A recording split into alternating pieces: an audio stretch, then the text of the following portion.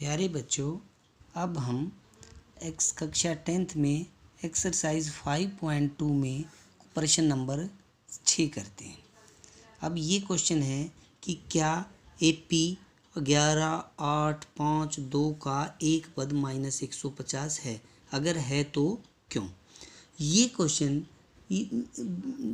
3 question बेटे, question number 4, 5 और 6 की लगभग एक जैसी ही, लैंग्वेज अलग है लेकिन मीनिंग भाव वही है। तो दी गई AP में ये बताना था कि -150 जो है इसका कोई पद है या नहीं। तो हल इसको करेंगे जब, तो दी गई AP है 11, 8, 5, 2 और डैश डैश डैश। यहाँ पर प्रथम पद A है, वो तो है 11, और सार्व अंतर जो D लिखते हैं वो है 8 घटा 11 मतलब -3। अब हमें बताना था कि क्या ये 150 इसका कोई पद है।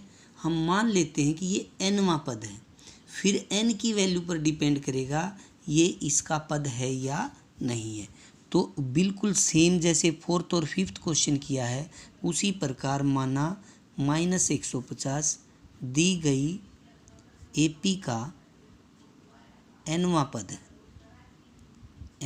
पद है। अगर ये nवां पद है तो an का मान है -150।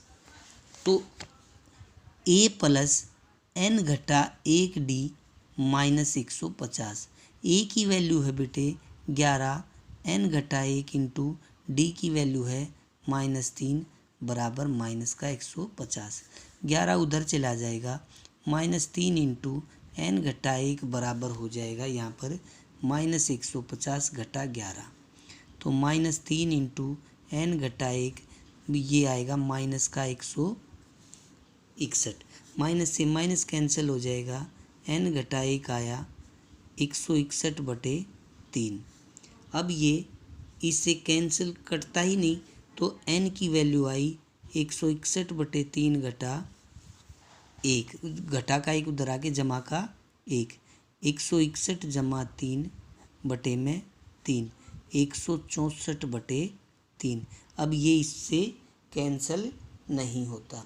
अब बेटे क्योंकि n का मान पूर्णांक होना चाहिए तभी तो ये पता चलेगा, क्योंकि जैसे हमारी क्लास में रोल नंबर होते हैं, जो रोल नंबर 1, 1 के बाद 2, 2 के बाद 3, कोई भी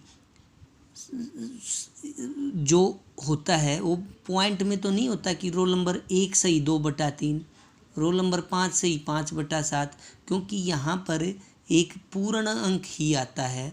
जो संख्याएं भी इसी प्रकार होती हैं, पहले पद के बाद दूसरा पद ही आएगा। ऐसा तो कभी नहीं होता कि 1.4 पद या 1.5 पद। तो पहले पद के बाद दूसरा आएगा, दूसरे के बाद तीसरा, तीसरे के बाद चौथा। तो यहाँ पर जो संख्या, पदों की संख्या पूर्ण संख्या के रूप में ही होगी।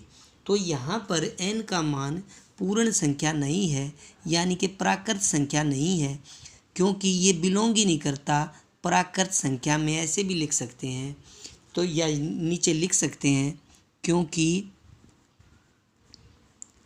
n जो है पूर्णांक होना चाहिए, पूर्णांक होना चाहिए।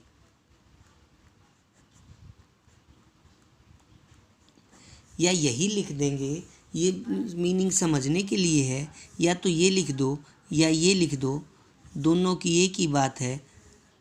तो नीचे लिखेंगे, अतः दी गई AP का एक पद -150 नहीं हो सकता। अगर ये होता तो n का मान एक पूर्ण अंक आता।